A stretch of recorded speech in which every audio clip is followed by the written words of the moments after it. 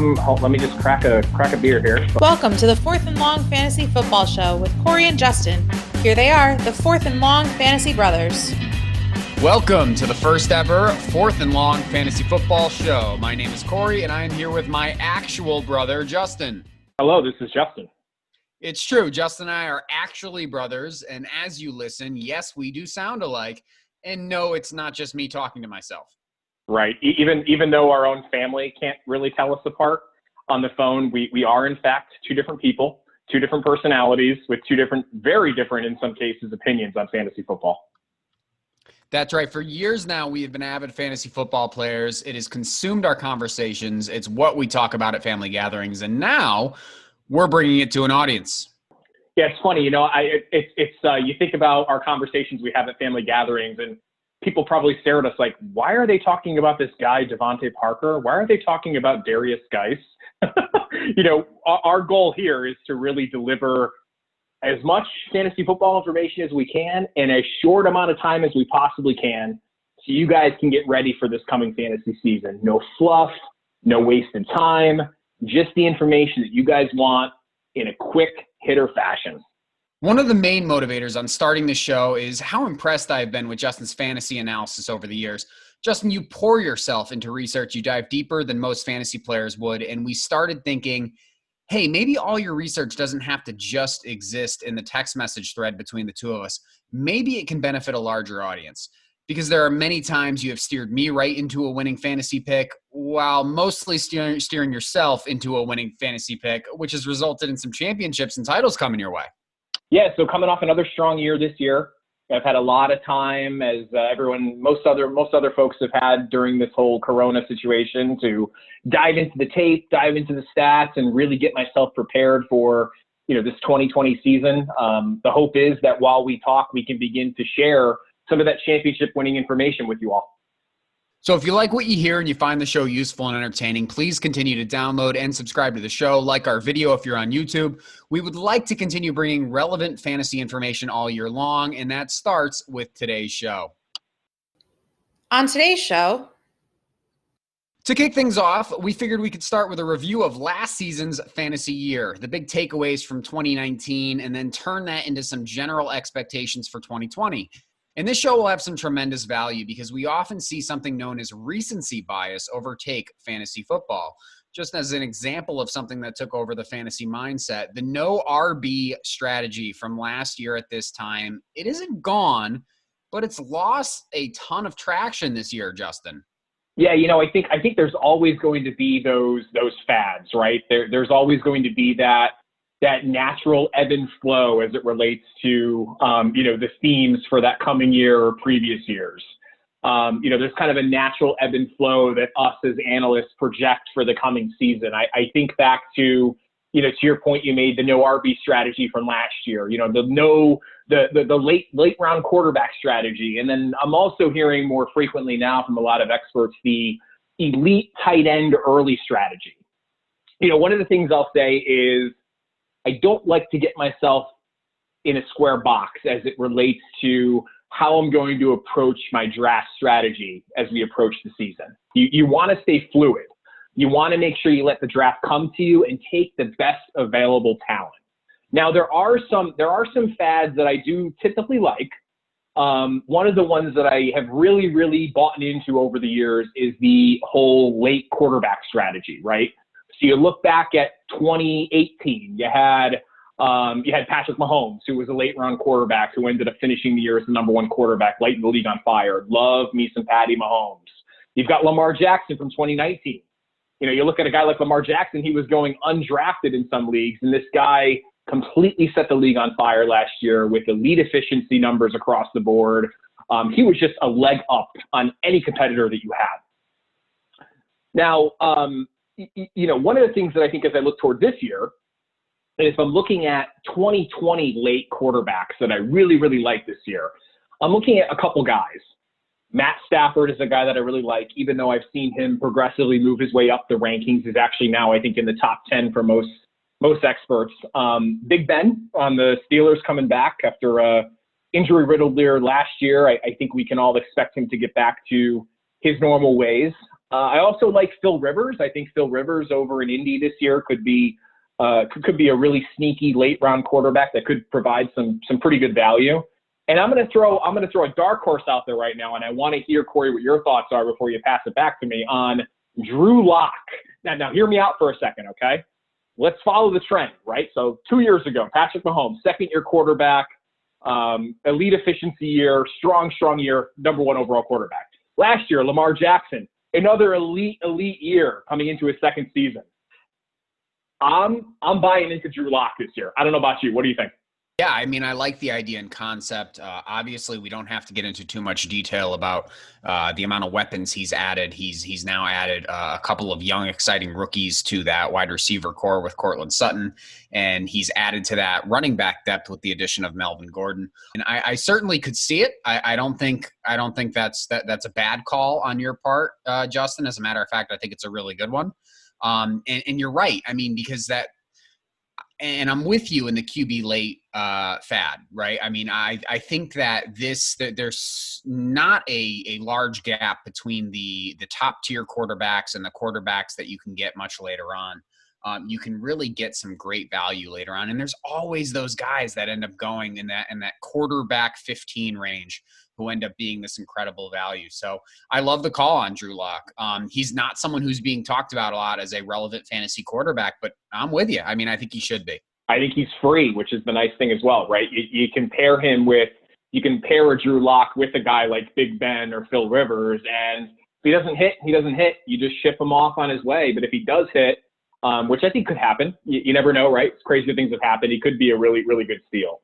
But so the other fad that I really like is I also have really started to buy into the whole tight end late strategy over the last few years. And I know that a lot of analysts preach the, grab one of the, back in, over the last couple of years, it's, the Kelsey, Ertz, Kittle, that whole group.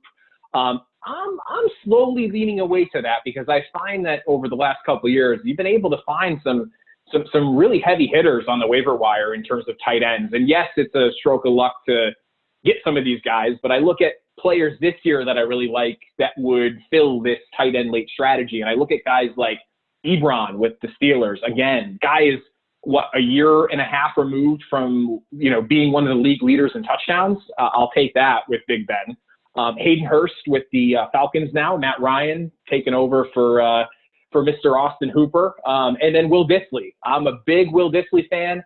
Interesting stat that I found was that last year, when targeted, Will Dissly had 146.7 passer rating. That was the highest among all tight ends with a minimum of 20 targets. I love the late round tight end, and those are a couple of guys, Ebron, Hayden Hurst, Will Dissly, that I really, really like this year. Now the other fad that I typically try to abide by is the whole running back early. So running back, load up on running backs. I will continue to beat the drum on that one, and you really can't go wrong. Now, one of the things I'll end with here before we get into the next topic is, and I'll talk a little bit more about this later on in the show, is I'm this year leaning more towards an approach or a fad that I want to call the familiarity scale for this season. So especially given everything that's going on with COVID and training camp and virtual sessions and players moving from team to team, I'm building in this whole familiarity scale model that considers things like consistency in offensive scheme, coaching, quarterback, offensive line, and I'm working on a model that considers that with my rankings for this year. Awesome. That's fantastic. So with that in mind, let's turn our attention to the 2020 season. The first thing I want to talk about relates to a bit of what we were just talking about. Justin, the 2019 season had about 60 startable fantasy receivers every week, and the position almost became as volatile as kickers at times. When you're watching their Cole Beasley outscore your Julio Jones, it frustrated you as an owner, right? So does this idea that you'll find value in wide receiver threes that can beat wide receiver ones on any week have such precedence in 2020? It's always been a factor in fantasy football, but will it be as volatile this year as it was last year? Yeah, it's funny, unless you were rolling out, one of the top 5 or 7 guys last year weekly, there's a chance you would have been disappointed. I think 2019 was a very interesting year for wide receivers because there were a handful of guys going in the top 15-ish that just didn't return the value that you were hoping for from a top 15 wide receiver. Guys like Juju, guys like Antonio Brown, guys like Adam Thielen, Brandon Cooks was even being drafted in the top 15 or 20. AJ Green. So you look at those guys, and all of those guys you were counting on as being your wide receiver one, and they just didn't perform the way they should have because of either injury or situation. One of the things that I think 2019 really reinforced and proved was that you can be really, really successful throwing darts at the end of drafts at high upside guys late. So I'm just going to list off a couple guys that were either going undrafted or being drafted at the very end of your drafts last year that ended up being really, really great value. So think about guys like Smokey John Brown, Devontae Parker, A.J. Brown, Terry McLaurin, DJ Chark, Cortland Sutton, Michael Gallup, DK Metcalf. All of those guys well exceeded their ADP last year. Look at a guy like A.J. Brown and Devontae Parker. Those two guys were second and third in fantasy points per game from weeks 13 through 16, which, as we all know, are the most important weeks in fantasy football. And these were guys, Parker and Brown, who were going either undrafted or were going super, super late. You can get them essentially for free in your draft. And those guys won a lot of championships for players. And I know personally I had Devontae Parker in a couple leagues last year, and he was phenomenal to own. Now, another interesting stat that kind of further reinforces the fact that you can find these late round values at wide receiver, and there's just so many variances in how the wide receiver position plays out. The top two scoring wide receiver weeks last season came from Will Fuller and Sammy Watkins. I remember that week one, Sammy Watkins blow-up game, and then it was crickets for the rest of the year.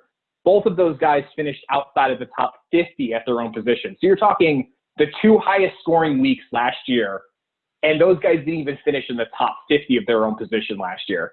You know, as I mentioned, the previous topic, I'd much rather load up on running backs early than take a ton of shots at guys that could have a shot at returning some really solid value at the position, at the wide receiver position. And for 2020, there's a handful of guys that I'm looking at that are either going super late or they're essentially free.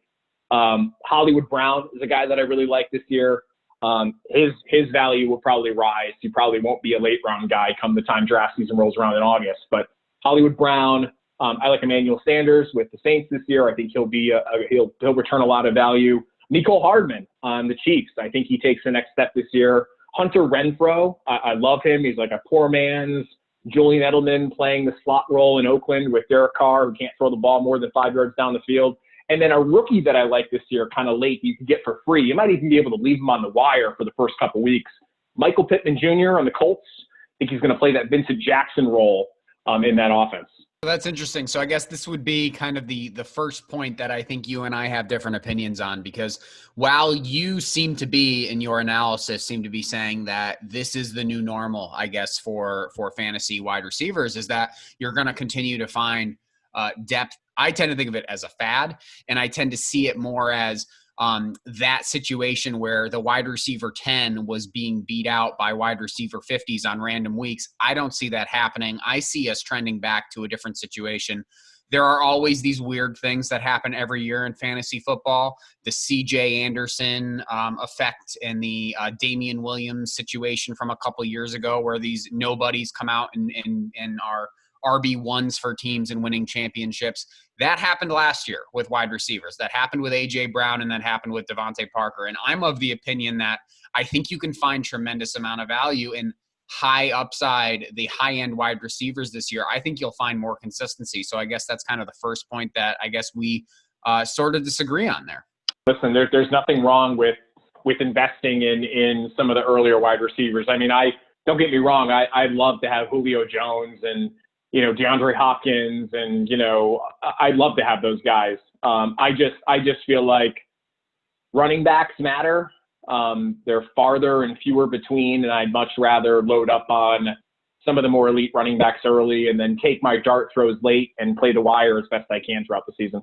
Fair enough. Fair enough. Another all too common theme in fantasy football is investing in an offense. And Justin, I don't hate the strategy. What I do hate is how much stock we invest in an offense we are positive will work out. And then guess what? It doesn't. I'm thinking about the Rams from last year. I'm thinking about the Browns from last year. I would say your best bet is to find an offense the entire fantasy community is writing off, or at least slightly writing off, like last year's Ravens or last year's Bills, and find some incredible value. I don't think you can guarantee on offenses, but I think sometimes the fantasy community writes off offenses that they really shouldn't before the season even starts up. What are your thoughts on that? Yeah, I think, truth is it's definitely not a perfect science to predict the offenses that will and won't be successful this coming year. There's a lot of factors that play into that: injuries, situations like, coaching schemes. There's just so many factors that play into it. I think one of the things that I'm looking at this year, if I'm looking at investing in a particular offense, is going back to that whole familiarity scale that I talked about earlier. Because of everything going on these days, I think investing in offenses that remained relatively stable year over year is a safer bet than not. So when I look at 2020 teams that I could potentially look at myself investing in, I look at teams like the Chiefs, I look at teams like the Ravens. I also look at a team like the Saints. I think the Saints is a really strong team that could stay very, very relevant in relation to their offensive output. And then I also like the Lions this year. I think the Lions are a bit undervalued this year as they move into the 2020 season.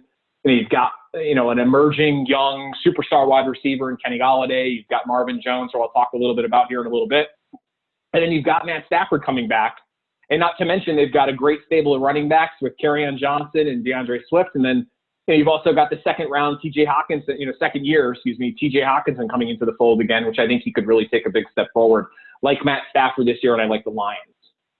Now, I think the other thing that you're talking about when you look at teams, and specifically players on teams, investing in a player on an offense, is you want to look at the overall opportunity that individual has in an offense. So I'm looking at guys that are in offenses that have either gained more of a market share in their offense from last year, or where their situations have somewhat improved. So guys that I'm looking at for this year that I think could be really good to invest in on their particular offenses: I like Robert Woods, I like Calvin Ridley, I like Marvin Jones, and I like David Montgomery this year. Now, Marvin Jones is an interesting case because I feel like he all too often gets written off as this wide receiver 4, wide receiver 5. But truth is, Marvin Jones is a pretty good option to have on your bench as a bye-week fill-in at the wide receiver position. He had 9 touchdowns in 13 games last year, and he had 14 red zone targets, with 8 of those being touchdowns. The guy just scores, and I think he's a near lock for 1,000 yards receiving this year, and he could potentially get double-digit TDs. The other guy that I really, really like is, and this is a guy that I'll be beating the drum on all off season, is David Montgomery. I think David Montgomery, who by most accounts last year was relatively disappointing, where you paid for him in most fantasy drafts. He was, one of the more hyped rookies coming into last year, with, Josh Jacobs, him, and Miles Sanders kind of being those top 3 at the position. So I think David Montgomery this year is really the cheapest 300-touch running back in fantasy football. Did you know that Montgomery was number 6 in terms of carries inside the 5-yard line last year? He was just behind guys like Christian McCaffrey, Joe Mixon, Nick Chubb, Dalvin Cook, Mark Ingram, and he was just ahead of guys like Aaron Jones, Todd Gurley, Derrick Henry, and Josh Jacobs. That is darn good talent to be around. And in my mind, if Matt Nagy can just stop being so cute and stop running the ball with no-name guys that don't deserve to be carrying the ball in the first place, I think Montgomery can really take the next step this year, and I think he'll be a weekly RB2 just on his volume alone, with the upside for more. No, yeah, nothing was quite as entertaining as watching you watch Mike Davis in that first week when they just decided to ignore David Montgomery and go with the Mike Davis show, which clearly didn't work out. So let's finally touch on some 2019 fantasy individual performances that you learned a lot from last year, both the good and the bad. Justin, give me a star and give me a bust. Sure. So I'll be quick here with these two. So I think, and I'm going to twist him a little bit. So my 2019 star that I learned a lot about was A.J. Brown. Man, this guy was so incredibly efficient this year. We talk about that whole, you hear that term out there, regression. You know, that's a term that people hear, and I think they get confused about that sometimes, right? Regression means, in most people's minds, they hear regression, they think of, oh, that's negative. But regression can be used in both senses, right? It can be used as to mean they're going to regress better to where they should be, or they're going to regress worse to where they should be. So I think there's some serious regression coming for A.J. Brown. The guy had 1,000 yards last year on only 52 receptions and only 84 targets. You don't get 1,000 yards on 84 targets in the NFL. I'm sorry. The Titans were a Cinderella story last year. You know, Ryan Tannehill was not the same quarterback he has been for the first 6-7 years of his career. Now, don't get me wrong. I love me some A.J. Brown. I love him. He was my number one rookie wideout last year. But the consensus at this point is just way too high on this guy this year. He's way too rich for my blood. I've seen him ranked anywhere from, you know, wide receiver 7 to wide receiver 12, maybe 15. I'm more low on him. I have him more in the wide receiver 20 range. Now, my bust that I think from last year that we're going to learn a little bit more about is David Johnson. Now, David Johnson, there's no denying the guy completely fell off the face of the earth last year. You look at David Johnson, he averaged 20.2 fantasy points per game and was the running back 5 weeks 1 through 6 last year. He was a top 5 running back. This is in PPR, but even in standard scoring, he was still a top 10 running back. The guy was top 10 in standard, top 5 in PPR weeks 1 through 6. So he was great. He was exactly what you asked for when you drafted him in the first round last year. Then he got hurt. Then Chase Edmonds came in. Then Kenyon Drake came in. From week 7 through 17, which is 7, he had played 7 games in that span. Johnson only scored a total of 20 fantasy points over those last 7 games that he played. But opportunity trumps all. I think DJ has a path to, 275 to 300 touches, if not more. He's a better overall pass catcher than Duke Johnson is. I just think the sky's the limit for David Johnson this year. I think he's only got maybe another couple of years of decent production. I think this year could be a really, really solid year for DJ. I'm buying DJ this year, especially at his current price. So with all that in mind, we can now rationalize a bit of what we saw last year. But as we've learned being fantasy players for more than a decade now, every year is different. Anything you're looking at, whether it's how this COVID situation will affect 2020 or something else that you're keeping an eye on for the upcoming season? All right.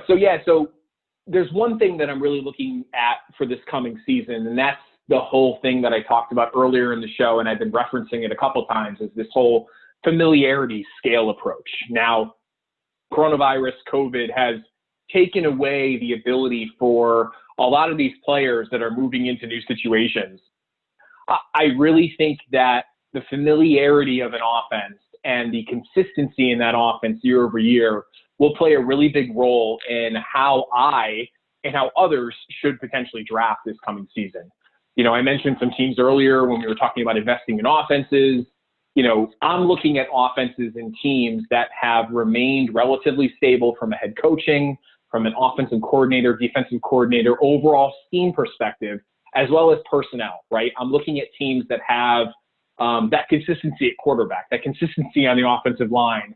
I'm even considering teams that have gained more from previous years, those folks at certain positions having a leg up on others. So really, in my mind, the big thing for this year as I'm looking forward to 2020 is how this coronavirus impacts the player's ability to get prepared for the coming season and what sort of impact that will have on fantasy football.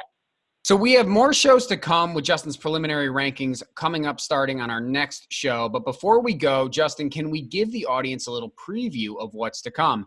Give me one fantasy player you are hyping this year and one you are fading regardless of position.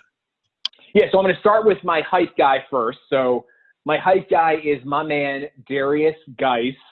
Washington Redskins running back, will be 23 years old to start the season this year. Now, there's no denying that injuries have been concerning for Darius Geis. He comes out in his rookie season, incredible run against the New England Patriots in the preseason, gets hurt. Comes back this last year, plays a couple games, gets hurt, is out on IR for a number of weeks, comes back and looks pretty dang good. Now, there's a couple players that have gone on to have relatively successful NFL careers that have started out relatively similar to Darius Geis. I'm thinking of more recently Dalvin Cook. You look at him, he came into the year, was hurt his first 2 seasons, really broke out in his 3rd season. You even look at a guy like Frank Gore, right? You don't think of Frank Gore as having early season injuries, but the fact of the matter is that Frank Gore struggled with injuries his first 2 seasons of the year, and look at the career he's had now. I mean, he's really had a terrific career. Now, getting back to Geis, decisive runner, tons of upside. I love that stiff arm. Give me that stiff arm every single day of the week. I love that. Now, there's no denying the Redskins' backfield is a bit of a mess. I don't see all of these running backs making the final roster. I don't see, Geis, AP, Bryce Love, J.D. McKissick, Peyton Barber. I don't see them all making the roster. Backfield's a mess, but I do think Geis is the highest upside of those guys. I love the talent. And let's not forget the Redskins versus the Panthers in 2019. Darius Geis had his best game of his entire career against Ron Rivera and the Panthers. Guess who's the head coach of the Redskins now? Ron Rivera. All right, so my fade for this year is really going to be just rookies in general. I'm not really thrilled with any of the situations that any of these rookies have fallen into this year. You factor those situations into the whole familiarity scale approach that I talked about earlier and coronavirus. I'm fading a lot of these rookies in redraft leagues. You look at Clyde Edwards-Helaire in Kansas City. Yes, he was a first-round pick. You still got Damien Williams, still got Darwin Thompson. I like it, but I don't love it for this year. Jonathan Taylor in Indianapolis. Got Marlon Mack, got Nyheim Hines. Like it, don't really love it for this year. There's no denying these guys are going to be great, probably for many years, but I just don't love it for this year. Look at Akers in LA with the Rams. Still got Brown, still got Henderson, who was a 3rd-round pick last year. Don't love it for this year. Swift in Detroit, same thing. I love Kerryon Johnson. I think he's very talented. Don't think Swift's going to have an amazing rookie year. Dobbins in Baltimore. Yes, the guy could be a workhorse in 2021. Mark Ingram could be out of Baltimore after this year. I just don't see it this year. And then you look at some of the wide receivers. Look at CeeDee Lamb in Dallas. Yes, it's a great offense, but you still got Amari Cooper there. You still got Michael Gallup there. You still got Zeke Elliott there who's going to take away some targets. And then you've got, Jerry Jeudy in Denver, who, don't get me wrong, I love Jerry Jeudy. You've already got an established guy like Courtland Sutton there. You've got Noah Fant there. You've got Melvin Gordon who's going to take away passes. Philip Lindsay's going to take away passes. I just don't see a clear path to a lot of success this year for any of the rookies. So I think I'm fading just the rookie class in general for redraft leagues. All right, that'll do it for show number 1. Remember to subscribe, download, follow, comment, like, whatever you have to do to show some support. I'm Corey. And I'm Justin. And this has been the 4th and Long Fantasy Football Show. See you next time. Royalty-free music courtesy of Ben Sound. The views and opinions expressed on today's episode are that of the 4th and Long Fantasy Football Show. Remember to like and subscribe.